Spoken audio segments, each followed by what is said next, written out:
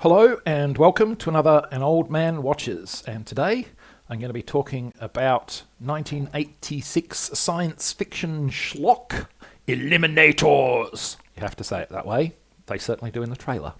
And Eliminators opens with swirling intercuts of Roman soldiers and an aeroplane crashing, which as beginnings go, certainly is one. I guess it's an interesting juxtaposition. It's supposed to make you go, what's going on?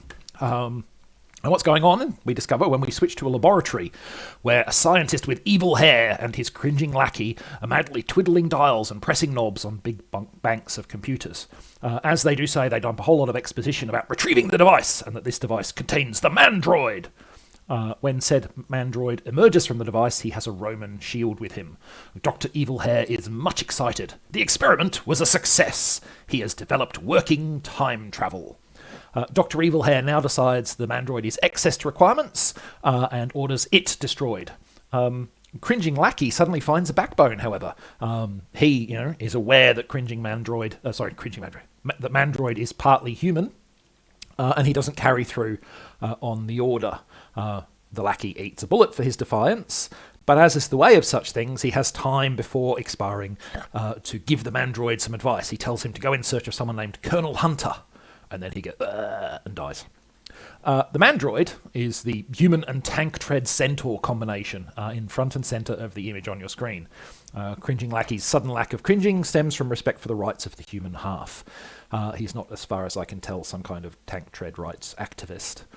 In any case, the Mandroid blasts his way out of Dr. Evil Hair's base and sets off to find Colonel Hunter.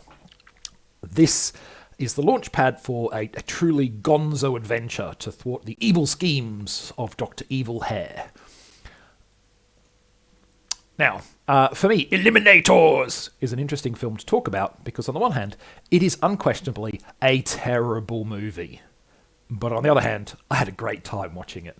It is, for my money, truly a really good example of the concept of so bad it's good. Let's talk about how it manages that balancing act. So, first of all, Colonel Hunter turns out to be a woman. My God, a female! In the 1980s, a character not being a dude was, like this big shock. She's a woman and she knows how to science. Hopefully that's something we've moved past by now, though there's probably someone out there still doing it. In any case, Colonel Hunter is played by Denise Crosby, who at this point is still a year or so off appearing in Season 1 of Star Trek The Next Generation. Crosby is the only person in this movie you're probably to have heard of, that you're at all likely to have heard of, and there's good reason for that. The acting in this movie is not good. It's so not good, in fact, that the most engaging character is Spot, a recon robot that Colonel Hunter has developed. Spot looks pretty much exactly like someone took a toy Vincent or Bob robot from the Black Hole and then painted it in camo colours. Despite lacking almost any actual moving parts, Spot is somehow the most animated and amusing thing on screen at pretty much any point that it is on screen. Which may not sound at all like a recommendation, but remember, this film's not good. It's so bad it's good. And there's something strangely entertaining about watching everybody get upstaged by what is fundamentally a pretty dodgy practical effect. Secondly, perhaps the most endearing feature of Eliminators is that the script has absolutely no sense of restraint. Does it have exploding cars? You betcha. Does it have redneck bar fights? Absolutely. Does it have Denise Crosby going for a poorly justified swim while braless and wearing a white t-shirt? Well, it was the 80s after all. But ultimately, all that's pretty normal action movie nonsense, especially for the decade in question. Eliminators goes the extra mile on over-the-top histrionics, however.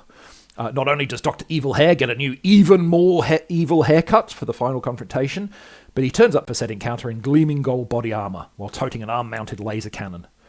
Not only do the Mandroid and the Colonel and Spot team up with a mercenary and a frickin' ninja to face off against Dr. Evil Hair, but the movie finds time to let us know that the ninja is not so cringing Lackey's son, and to include a scene where the son showcases his secret ninja fishing techniques.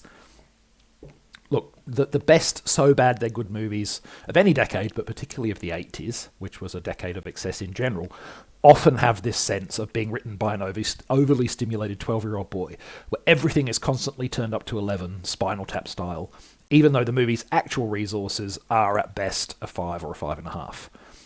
American Ninja 2, Hawk the Slayer, this film, they all share this complete disregard for what they're actually capable of in favour of delivering a mad vision of what they think they could be. And I kind of adore them for it. Now, just in case my positivity has made you forget, it's time to remind you that this is not actually a good film.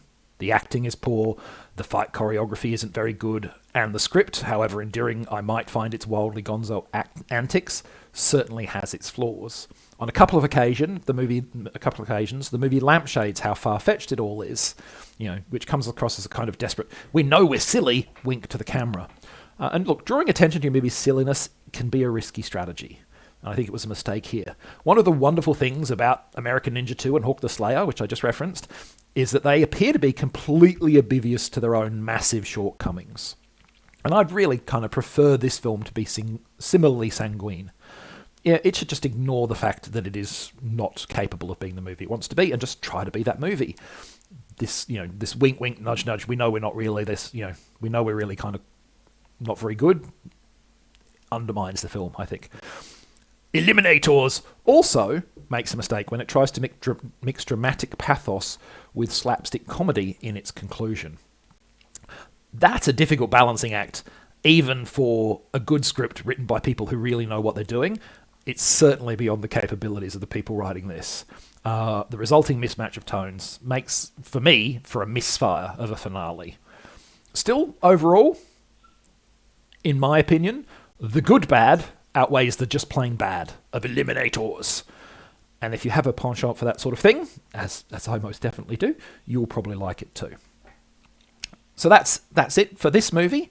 Next time, a definite change of pace. The 1974 thriller The Parallax View, starring then heartthrob Warren Beatty and his extremely 70s haircut.